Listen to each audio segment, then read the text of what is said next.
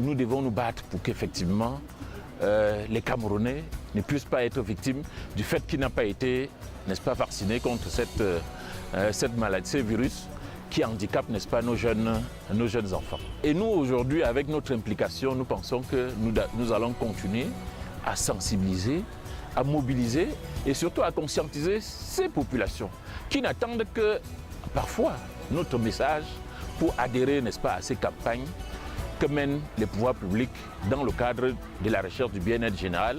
Et nous leur disons bien sûr de ne pas suivre parfois ces rumeurs affolantes qui effectivement parfois déstabilisent de telles campagnes qui sont menées avec bien sûr l'appui de nos partenaires. Faire une sensibilisation de proximité, de porte à porte pour inviter tout le monde, dès que l'occasion se présente, de ne pas hésiter à se faire vacciner et à vacciner nos enfants.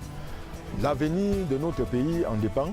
Si nous voulons bâtir ce pays, il faut absolument que nous ayons des hommes forts, des hommes qui sont protégés, des hommes qui sont en bonne santé. Nous allons élaborer un plan d'action pour les descentes sur le terrain, par exemple dans les écoles primaires, les lieux de culte, les lieux de réunion d'hommes, de femmes et des enfants pour améliorer la sensibilisation, c'est-à-dire faire comprendre aux populations l'intérêt et la nécessité de la vaccination, en ce sens qu'elle immunise contre la maladie, elle permet de réaliser des économies d'échelle lorsque la famille ou les parents sont informés, elle permet aussi dans une large mesure d'avoir une population saine et bien portante. La santé n'a pas de prix. Nos parents nous ont amenés à l'école. Il y a les parents qui connaissent maintenant ce qui veut dire que les vaccins. Tout un chacun connaît maintenant la valeur de cette vaccination. J'appelle les parents d'amener les enfants, de faire vacciner les enfants. Parce que c'est nécessaire. C'est nécessaire. Et c'est gratuit.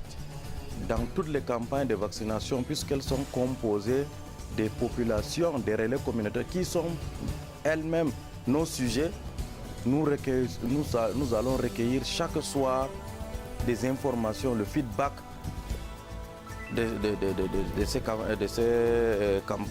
vaccinateurs.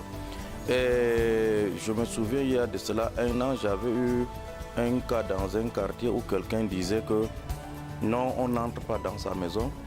Alors, j'ai convoqué ce monsieur. Je lui ai dit d'abord de me faire sortir tous les enfants que je les vaccine. De deux, s'il répète, je le mets en cellule. Parce qu'il est plus que la polio lui-même.